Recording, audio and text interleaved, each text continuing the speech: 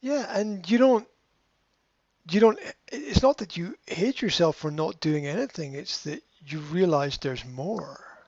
You realize Mhm. that that you are actually capable and able of doing more, and that's something that we all have a problem with. There's nothing that I've ever done in my life that I couldn't have done better.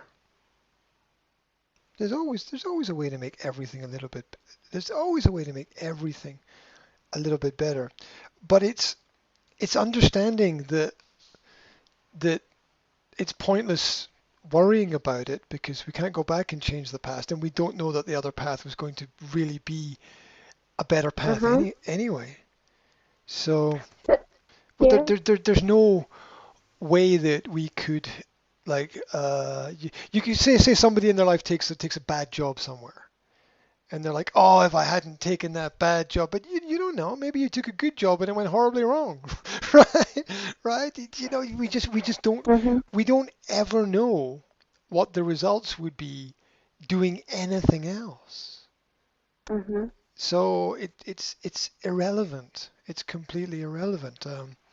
Um, be where you are, work with what you have, do what you can, control what you can control. The rest is kind of irrelevant. The world's going to keep spinning anyway.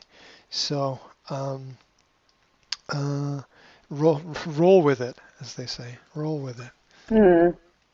We we do the best that we can at the time, but At the we all time. need to grow.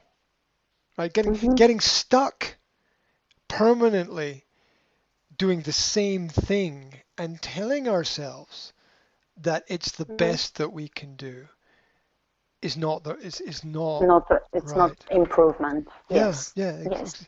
exactly. So we've got to ensure that the feedback we're giving ourselves is accurate. Yeah, because Mhm. there's a lot of people who say, well, I did the best I could, and it's like, well, how have you improved since then? Well, I haven't really done anything. Okay, well, there you go. It that's you haven't learned what you need to learn from that. Mhm. Yeah, and so um, and I say that because of an excuse that's often used by parents, which is, well, I did the best I could with the knowledge I had at the time. Mhm. Yeah, well, that's a way of maybe saying that I know that it wasn't good, but that's okay. And that's wrong. That's wrong because we have to acknowledge our mistakes, not cover them up. And we Mhm. have to realize that there is a definite right and wrong. There is a definite good and evil, so to speak. Have there are things that have always been good, and there are things that have always been bad. And it's important to understand what those things are. And again, I relate that to the sort of a Christian biblical context where the simple form is like, look at the Ten Commandments.